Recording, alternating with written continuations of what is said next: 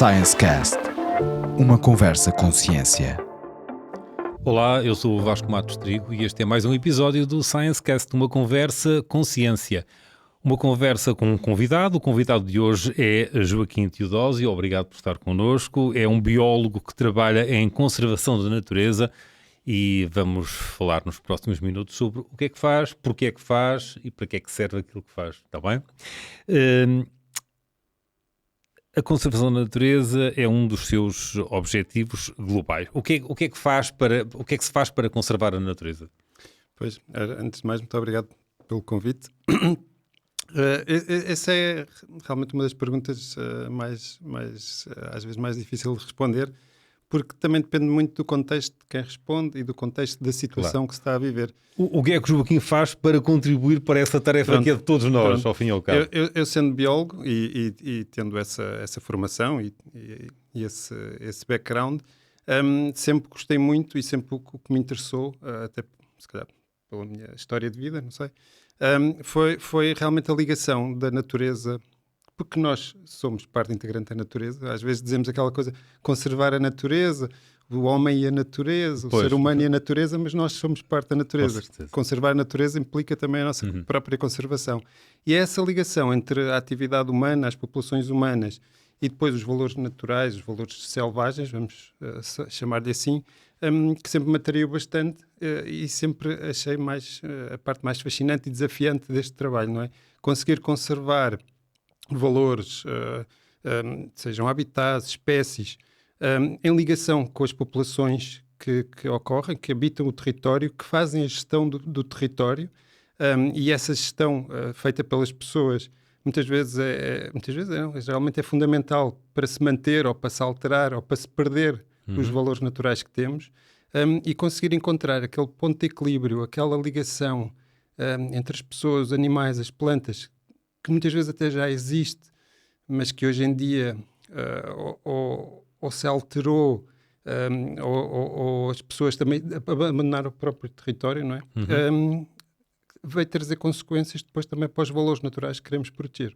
E encontrar este ponto de encontro que depois dá sustentabilidade, não é? Que as pessoas que estão no território vão manter as atividades ou a gestão desse território com esta ligação e esta sintonia com aqueles valores naturais que queremos proteger. É esse o grande desafio, é esse que me atrai bastante. É isso que nós chamamos de desenvolvimento sustentável, não é? A parte do desenvolvimento também terá muitas conotações aqui, mas sim, encontrar este ponto de equilíbrio que nos permite ter boas condições de vida para as pessoas que estão lá e que essas condições de vida também proporcionam um equilíbrio com os valores, com as espécies selvagens que ocorrem, que muitas vezes são essenciais para o nosso dia-a-dia, seja por causa da questão do sol, do ar, da água, dos recursos, até mesmo a nível de medicina e afins, não é? Perda de biodiversidade é um grande problema para nós, as alterações climáticas também, mas muitas vezes isso acaba por assumir um papel muito importante. Mas as alterações climáticas também não acontecem porque acontecem porque nós também as influenciamos, não é? Exato. Portanto, encontrar aqui estas formas de ter as pessoas envolvidas na sua natureza, na natureza que as rodeia, na natureza de que fazem parte e contribuírem de uma forma ativa para um equilíbrio mais sustentável. A parte do desenvolvimento pode não ser aquele desenvolvimento que hoje associamos a criar mais riqueza, criar mais produto, etc. Mas realmente conseguir manter por mais tempo, ou a longo prazo, este equilíbrio de qualidade de vida para as pessoas e também de preservação dos valores naturais. Pois, não é ficar quieto, a solução não é ficar quieto. Sim. Ou sair e ir para as cidades. Tudo isso tem questões bastante complexas. O Joaquim Teodósio fez a licenciatura em Lisboa, na Universidade de Lisboa, depois foi para o Algarve, não é? Doutoramento no Algarve. Um meio doutoramento. Sim. E depois andou também pelos Açores, não é? Sim, bastante tempo. E agora é investigador na Faculdade de Ciências aqui em Lisboa. Não, agora sou técnico de conservação na Palombar, em Trás-os-Montes. Portanto já não está na parte de investigação, agora não. Mas como técnico, agora vamos lá ver uma coisa, como técnico também faz alguma investigação no sentido de produção de conhecimento, não é? Sim. Falar em conservação e em projetos que são aqueles que eu tenho vindo a desenvolver e a colaborar, estar mais envolvido. Projetos ativos de conservação, não é? Projetos LIFE, relacionado com o Priolo e a Floresta Laurisilva nos Açores, por exemplo, ou agora mais recentemente com a Palombar, com o projeto de conservação do Tartaranhão Caçador. São projetos de conservação com ações muito práticas, mas é fundamental que haja uma avaliação regular destas ações, o acompanhamento, monitorização, a diferentes níveis. Ou seja, tem que haver sempre uma recolha grande de informação que nos permite ter dados concretos e fiáveis do que é que está a acontecer. O pior que podemos fazer num projeto de conservação, para mim, é vamos recolher dados e daqui a 5 anos, quando acabar, vemos se resultou ou não. Isso não funciona e geralmente é dinheiro desperdiçado. Realmente o objetivo nestes projetos de conservação é sempre recolher a informação, ter monitorização, ter dados muito práticos que nos permitem rapidamente saber o que está a acontecer, se as ações estão a decorrer bem, se estamos a ter o resultado que queremos, se temos que fazer alterações. Esta gestão adaptativa é fundamental. Os projetos LIFE financiados pelo programa LIFE têm muito esta componente adaptativa, porque é essencial. Um ano está seca, no outro ano chove, no outro ano há incêndios que afetam as áreas e é preciso saber como reagir e para isso temos que ter informação. Não fazemos muitas vezes uma investigação, depende um bocado dos projetos, claro, mas muitas vezes a informação não é informação, é uma informação, dados que são tratados de uma forma mais prática, quase para o dia-a-dia, mas depois podem ter um tratamento mais científico e dar origem a papers e artigos e mestrados e doutoramentos. E influenciar políticas públicas também?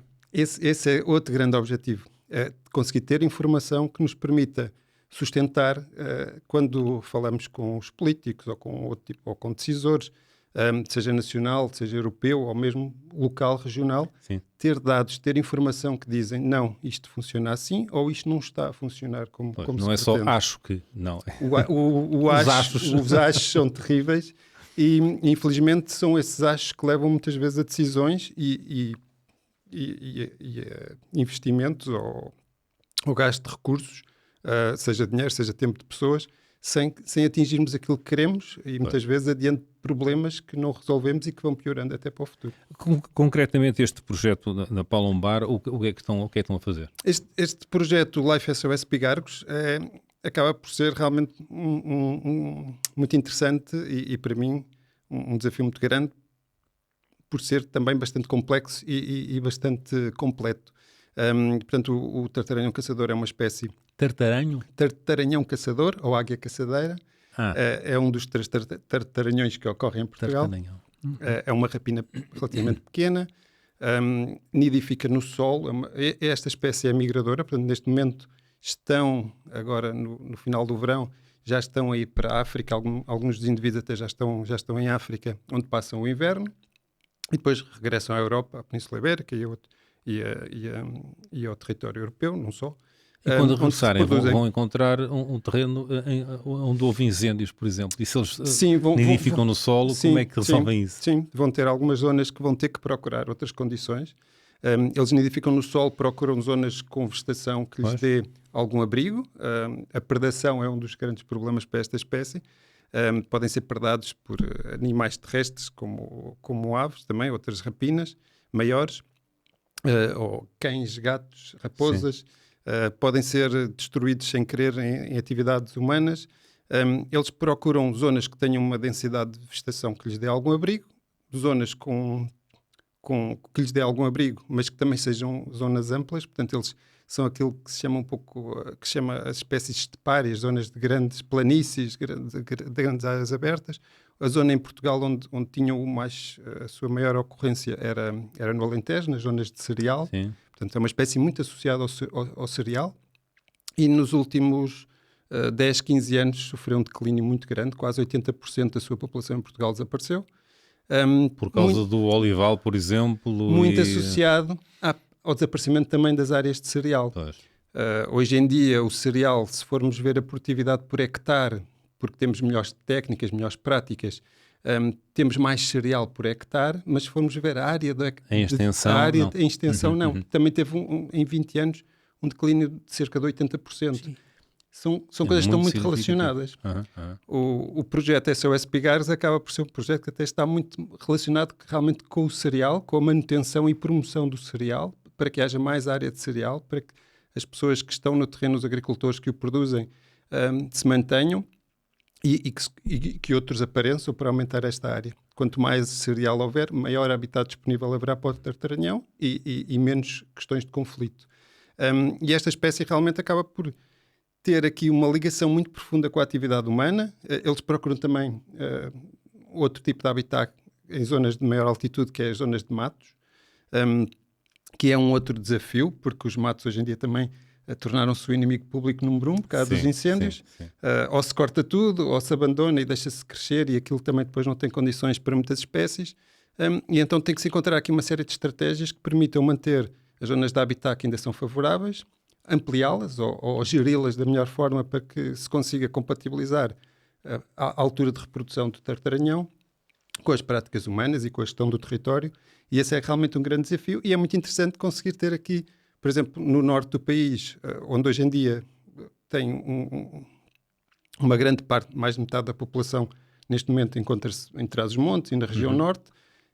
Nas zonas onde ainda há algum cereal em Trás-os-Montes, conseguimos acompanhar várias colónias, e depois casais mais dispersos em zonas de montanha, zonas de matos, que se torna um desafio ainda maior de acompanhar, claro, mas que temos estado a seguir no âmbito do projeto. É um projeto que também é ibérico, ocorre também em parte da Península União Ibérica. Europeia, não é? Sim, pelo Programa LIFE da União Europeia. Pois. E tem realmente este grande objetivo de trabalhar com as pessoas que fazem a gestão do território. O tartaranhão é um aliado dos agricultores, porque ele caça ratos, gafanhotos, que são pragas agrícolas. Portanto, nem sequer é uma daquelas aves que traga conflito, que seja acusada disto ou daquilo. Sim. Não, aqui faz mesmo um favor, paga a sua renda do terreno que ocupa para nidificar, vamos dizer assim. Um casal de tartaranhões pode caçar até 1000 animais que são pragas, gafanhotos, ratos e afins.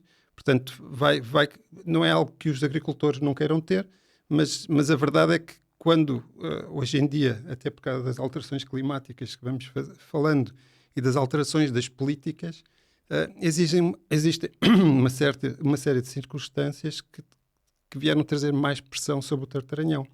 Por exemplo, uma delas é que hoje em dia verificou-se, nos últimos anos tem-se vindo a verificar uma alteração, por exemplo, a nível do gado, que antigamente havia mais cabras ou ovelhas, agora há mais vacas.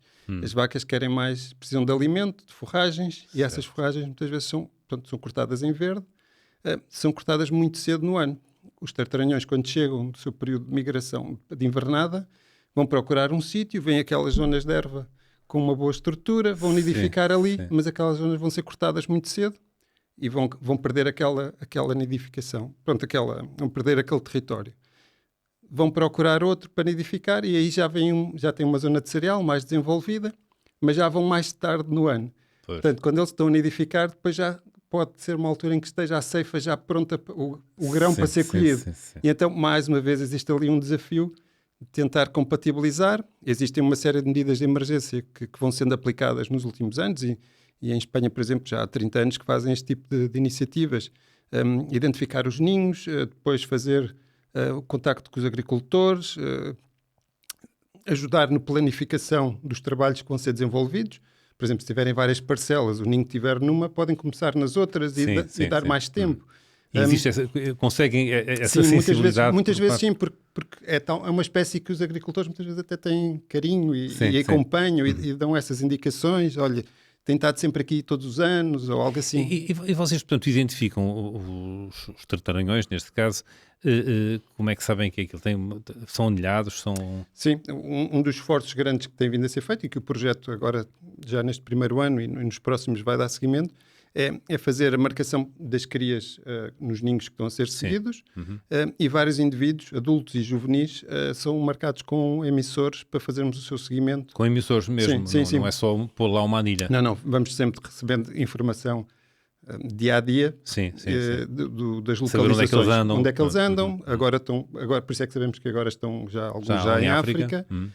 E depois saber se eles vão para as mesmas zonas, se as zonas tiverem sido destruídas por incêndios ou por outras atividades, para onde é que eles vão encontrar agora novos locais. Ver se os indivíduos...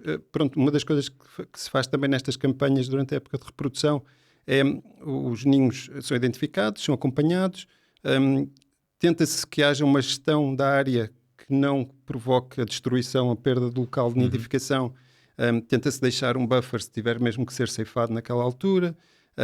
Mete-se umas proteções para evitar a predação, mas por vezes em algumas situações, ou porque o ninho não foi identificado, ou porque a área de proteção foi muito pequena e o casal é mais sensível e abandonou a ninhada aos ovos. Esses ovos e crias são resgatados, depois são levados para um centro de recuperação onde seguem o seu desenvolvimento e depois são libertados. E depois são devolvidos à natureza, numas instalações que temos no projeto a norte e a sul no Alentejo. Também no sentido de depois eles ficam ali durante algum tempo numa área, numa grande estação, uma grande jaula, vá lá, uma grande gaiola, onde eles se vão habituando a alimentar, a caçar com outros indivíduos, a ganhar autonomia, com pouco contacto com as pessoas, também no sentido de reforçar depois para que eles depois regressem àquela área e vão reforçando ali aquelas populações. Mas sempre nesta ligação grande com a atividade humana e com as populações locais, porque sem eles realmente aqui é muito difícil conseguir a conservação desta espécie. O Joaquim Teodósio, entretanto, está ligado também à Sociedade Portuguesa dos Estudos das Aves, não é? Sim. É diretor de um departamento? Fui durante muitos anos coordenador na SPEA dos Açores, depois, entretanto, regressei ao continente, onde estive no Departamento de Conservação Terrestre, e agora, desde março, que já não estou na SPEA, estou na Palombar, mas agora sou membro da Direção Nacional. Exatamente, depois tinha São sido 20 anos de ligação, já é uma família. Estas sociedades, ao fim e ao cabo, a SPEA é uma sociedade privada, é da sociedade civil, não é?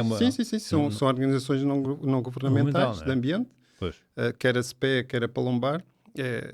Também é algo que eu sempre tive grande carinho, quer dizer, a sociedade juntar-se e ter um papel ativo, ter associados, ter pessoas que lhe dão força e que permitem dar uma voz à natureza, não é? Aquilo que muitas vezes falta.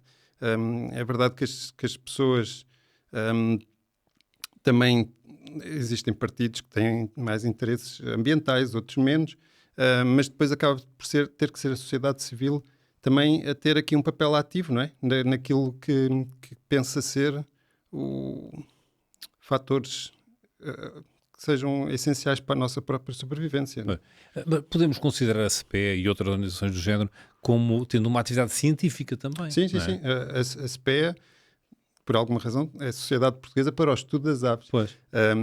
Teve na sua base muito esta componente de estudos, monitorização, de lançamento e depois de manutenção de uma série de censos que são fundamentais para sabermos o que é que se passa com o nosso país, com o nosso território, com os nossos campos, com as nossas florestas.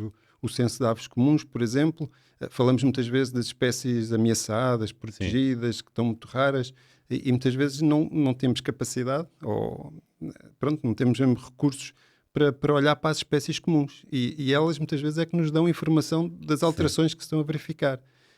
E este censo de aves comuns, por exemplo, que decorre por toda a Europa e em muitos países no mundo, em Portugal também, que a SPEA tem vindo a manter e que lançou junto com vários associados e voluntários, é um trabalho que nos permite ter dados.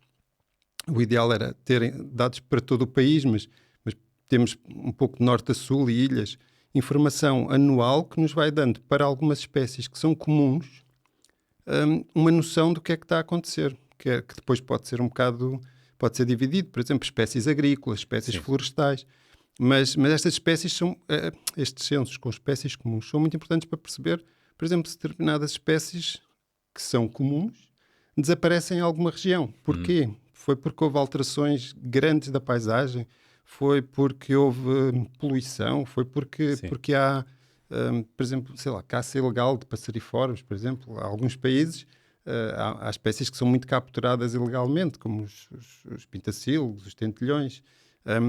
E por vezes este olho para as espécies comuns permite-nos detectar outras ameaças e alterações que podem mesmo até implicar com as pessoas, não é? E com a sua qualidade de vida. Sim. A questão, por exemplo, dos insetos e do declínio dos insetos Sim, a nível fundamentais para a polinização. que são fundamentais para a polinização, para a cadeia alimentar, para a alimentação das aves, para tudo e mais uma coisa, e em último caso, mesmo para a nossa própria sustentabilidade, e que os insetos são tão comuns, ninguém ligava. As pessoas até ficavam contentes quando se calhar começaram a fazer Lisboa-Algarve e chegavam ao Algarve sem ter o para-brisas sujo de insetos, diziam que se calhar até era bom, mas não, isso é terrível. E quando se começou a perceber melhor e a fazer estudos com estas espécies e grupos mais comuns, começou-se a perceber de implicações que são drásticas para o nosso futuro. Com consequências para os humanos também, não é? O excesso de uso de pesticidas, a agricultura superintensiva que também causa problemas a nível de perda de biodiversidade. E depois tudo isto é um efeito de cascata, não é? Vai afetando espécies comuns até que chega às espécies mais ameaçadas e chega também ao ser humano. Esse projeto, portanto, o Paulo Lombar tem esse projeto LIFE, mas há outros projetos LIFE que têm estado envolvido também, não é? Sim. Portanto, são projetos com apoio da União Europeia, não é? É fundamental esse apoio, não é? Sim. Pronto, e faz todo sentido, porque, quer dizer, somos um continente, não é? Pronto, as aves não têm fronteiras, não têm fronteiras. passaporte. Então estes projetos, como o caso do projeto com o tartaranhão, ou por exemplo com o abutre preto, ou como outros projetos que também estive envolvido, como o Life Rupis no Douro Internacional, que tinha a águia de Bonel e tinha também o britango, que são projetos transfronteiriços, ibéricos.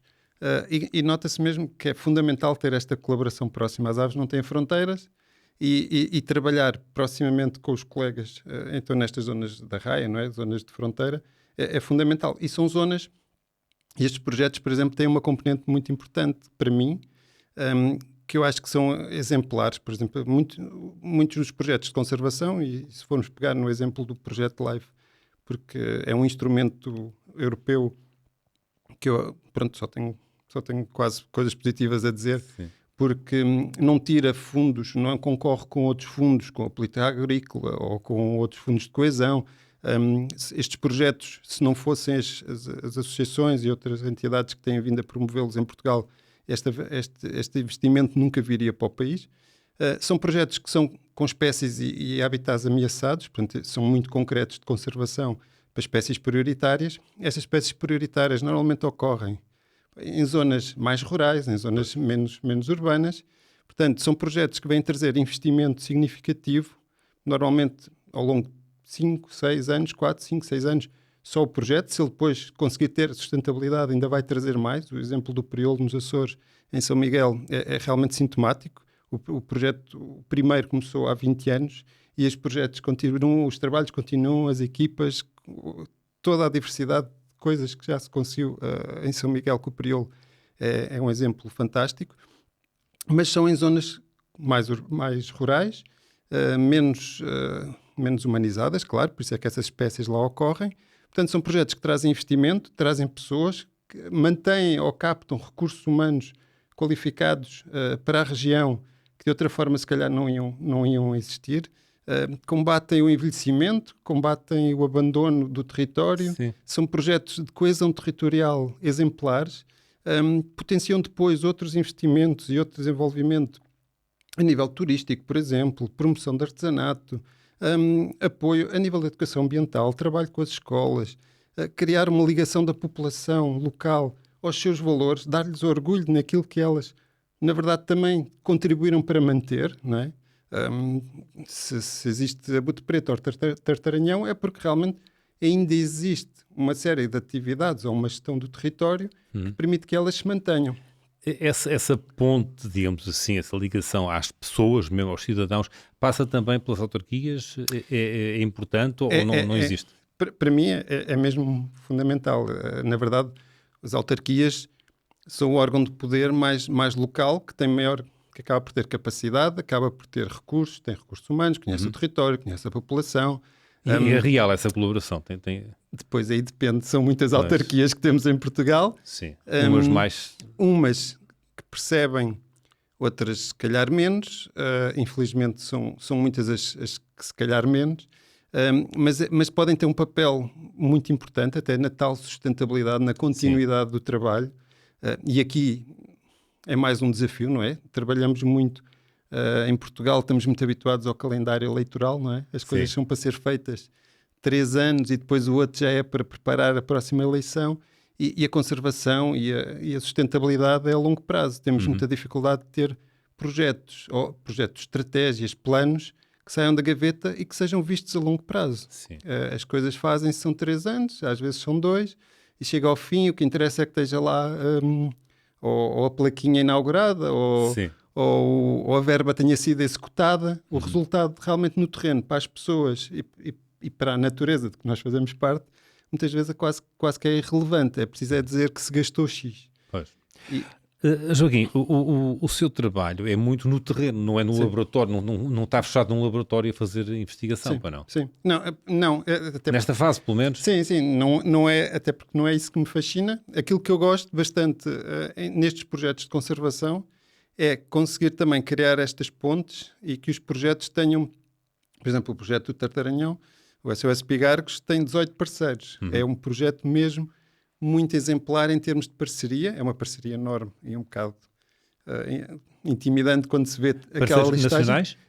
Portugueses e espanhóis. Pois, a tal questão transfronteiriça. Em que 3 deles são universidades. São universidades, quer dizer, são centros de investigação. Sim. A Universidade de Múrcia, a UTAD em Trás-os-Montes, porque tem toda a componente de veterinária e que tem um centro também depois de recuperação, onde as aves têm aquela parte do desenvolvimento antes de serem devolvidas à natureza. E tem o Biopolis Sibiu, que faz toda a componente depois de análise, de investigação, de seguimento das aves que estão marcadas, e aí sim uma componente forte de investigação. E estes projetos são muito bons porque realmente permitem ter várias equipas e uma cobertura grande do terreno, recolher muita informação que depois ou a parceria pode tratar ou pode haver depois ali ramos que se vão desenvolvendo destes projetos que permitem trabalhar com centros de investigação, ter teses de mestrado, doutoramentos, que recebem esta informação e lhe conseguem dar um tratamento ainda mais à frente. É muito trabalho à frente do computador, então, não é? Na gestão de projeto, sim. Existem depois as equipas no terreno, por exemplo, durante a campanha, durante a altura da reprodução de Tartaranhão, as equipas que estão no terreno... Eu estava a referir nos centros de investigação, não é? Que recebem esses dados todos, depois é ali à frente. Sim. Mas isso é a grande vantagem depois de ter equipas com diferentes valências, não é? Porque conseguir estar no terreno a recolher dados, depois ainda ir para o computador analisá-los, a coisa depois acaba... Alguma parte vai ficar menos bem feita. E então aqui estes projetos e estas parcerias permitem exatamente isso. É ter equipas que têm grandes valências no terreno e recolher informação, conseguir ter uma discussão bastante regular e fluente com as equipas que fazem a parte de investigação para se perceber, olha, outro problema que muitas vezes surge com projetos que só no fim é que se vai ver os dados que se recolheram. É que muitas vezes a monitorização que é feita pode ser pensada de um ponto de vista mais científico, mas depois para aplicá-la no terreno é demasiado complexa ou são necessárias demasiadas variáveis que não se consegue recolher. E se só formos analisar no fim e não houver esse diálogo entre quem está no terreno e quem faz depois a análise dos dados, depois muitas vezes temos dados a mais que não usamos ou dados que não dão resposta às perguntas que são necessárias. Já são tarde demais. Ou era muita informação e depois fica muito diluído os resultados. Mas então, a tecnologia presumo que venha facilitar um bocado isso, não é? Pois sim, cada vez mais. Cada vez há ferramentas de modelação mais fortes. Vocês podem estar no terreno e dali enviarem informação. Sim, não é? Uma das coisas, por exemplo, que o projeto tem estado a preparar neste primeiro ano hoje em dia as apps e afins, cada vez mais vai evoluir no sentido de deixarmos de ter folhas de campo que são preenchidas e depois quando tivermos tempo no escritório vamos passar aquilo para a base de dados e depois passar... Hoje em dia estamos a preparar realmente metodologias, já existem, e estamos a preparar essa ferramenta para que qualquer equipa do projeto, ou até mesmo depois voluntários que queiram colaborar, possam introduzir os dados. Rapidamente qualquer pessoa pode depois ir à base de dados para qualquer pessoa do projeto, Claro. E saber os dados, quantos ninhos já foram identificados, em que fase é que estão, onde é que eles estão, se há medidas de proteção a serem implementadas, se são aves marcadas, se não são, tudo isso ficar centralizado e acessível por um clique, não é? Basta um clique. Essas ferramentas realmente vêm-nos trazer, mesmo a questão dos emissores, que eu agora posso fazer, seja no telemóvel ou em qualquer sítio, posso ver onde é que as aves estão, dão-nos informação que nos permite atuar rapidamente. Por exemplo, uma ave que de repente parece o sinal desapareceu ou ficou fixo, pode ser um indicador de que ou perdeu o emissor ou infelizmente morreu. E já tivemos, mesmo este ano, situações em que tivemos esse alerta, as equipas no terreno foram ver o que é que se passava e ou a ave foi perdada e só lá está o emissor, ou ainda se está a perceber porque recolheu-se o corpo da ave e está para necrópsia. Portanto, permite-nos essa informação quase ao segundo, permite-nos realmente atuar mais rapidamente e em algumas situações isso pode ser bastante necessário. Por exemplo, com algumas espécies, se for uma situação, por exemplo, de veneno, quanto mais rápido for a atuação no terreno, evita-se que aquele veneno que pode ter causado a morte de uma ave vá prejudicar outras e também pessoas, por exemplo. Sim. O Joaquim Teodósio também colaborou, não sei se ainda colabora, com o Instituto de Conservação da Natureza, não foi? O ICN. Sim, quer dizer, somos parceiros em projetos diversos. No meu início, mas a CP é mais focada, não é? Sim, no início da minha carreira ainda fiz algumas colaborações ao nível da monitorização de morcegos, mas aí foi a apoiar projetos que estavam em curso. E agora, nos últimos anos, acabamos por estar sempre ligados, porque os projetos de conservação ou são parceiros mesmo, diretamente, como no caso do SOS Pigargos, ou trabalhamos a nível de discussão, ou de discussão de planos, ou de parceiros e afins que tentamos emitir das documentações e das ferramentas que vão sendo preparadas a nível do ICNF. E depois em algumas áreas protegidas que temos uma ligação às vezes mais direta porque os projetos estão a decorrer dentro dessas áreas ou as espécies estão a ser seguidas por alguma equipa ou alguns técnicos dentro do Instituto.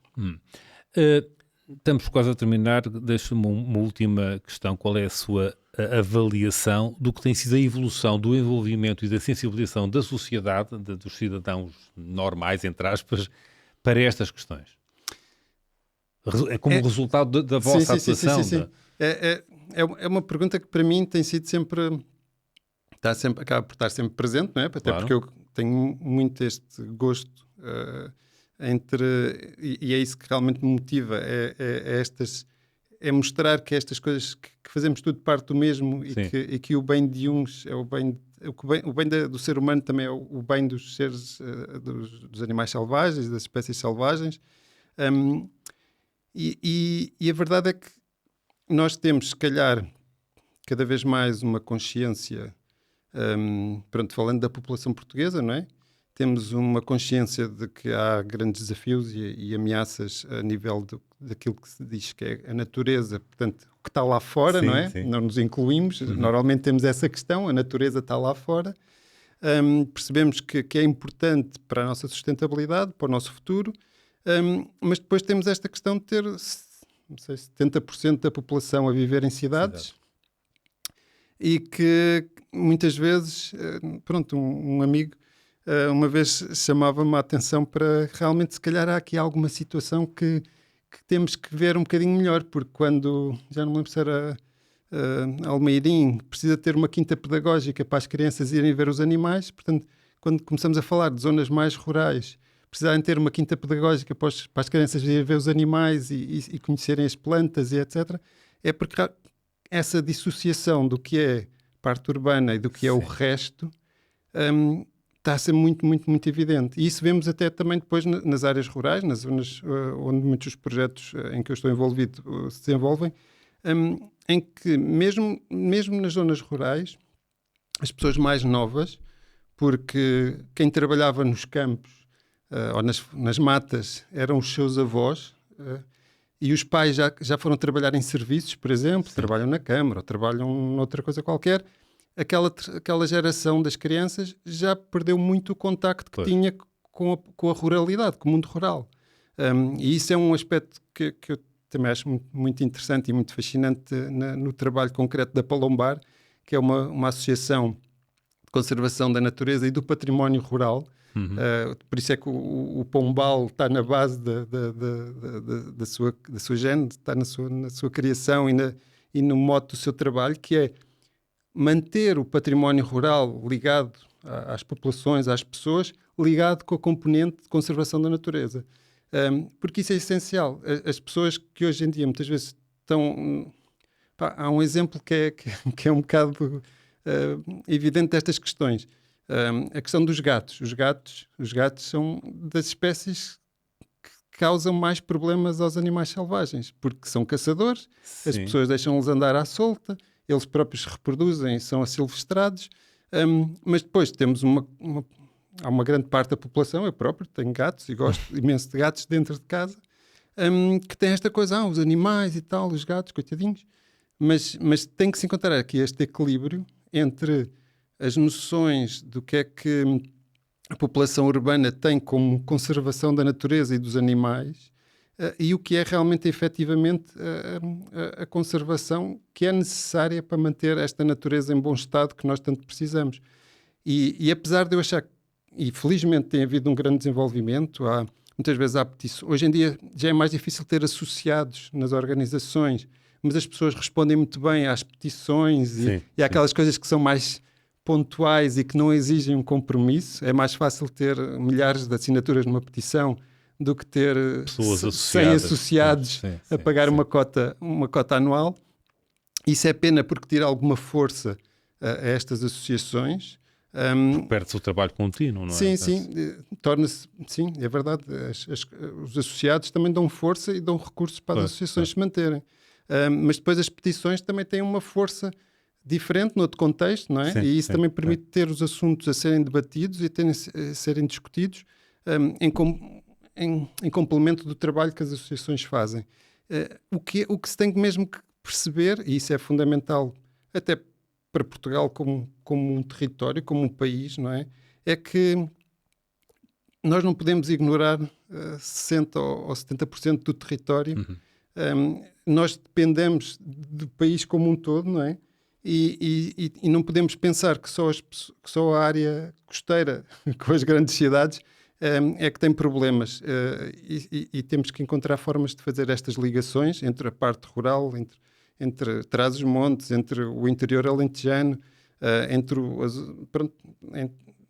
com a parte urbana, e que as pessoas consigam perceber o papel que podem ter, como as nossas decisões também como consumidores podem ter um impacto, não é? Eu posso escolher para consumir local, posso escolher que não preciso de comprar roupa de 2 em 2 semanas, posso ter uma gestão melhor do que é as minhas compras e também influenciar os sítios onde compro, não é? E as pessoas perceberem que as suas decisões do dia-a-dia também têm uma importância grande para o desenvolvimento do nosso país e para a conservação da natureza. Por outro lado, a pessoa pode achar que lá porque eu vou comprar um produto que não existe fora da época, que vem do outro lado do mundo, isso não influencia nada. Influencia porque estamos a deixar de apoiar, se calhar, um agricultor que tem um outro produto que nos poderia vender nessa altura do ano e que se manteria naquele território, a fazer a gestão daquela área. E perdemos também a capacidade de pressionar o próprio país e o próprio governo a ter medidas e a aplicação das políticas, seja europeias ou nacionais, é fundamental. É isso que tem vindo, estas políticas europeias têm vindo a baralhar, porque já não lidamos tanto com os ciclos normais da natureza. Alteramos as coisas, temos estufas para ter produtos o ano inteiro. Aquela velha questão que era que se ia, até no restaurante, se sobremesa, fruta da época. Hoje em dia a fruta é... Exatamente, mas isso é fundamental percebermos como isso depois vai impactar a questão do risco de incêndio, a questão do abandono das áreas rurais. Tudo são valores que, quer dizer, o país não pode prescindir de de metade do seu património e do seu território. É um grande desafio com o qual terminamos esta conversa. Muito obrigado, Joaquim Teodósio, por ter estado connosco.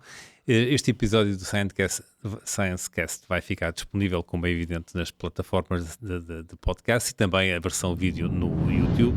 E nós voltamos para a semana com outra conversa com ciência. Muito obrigado.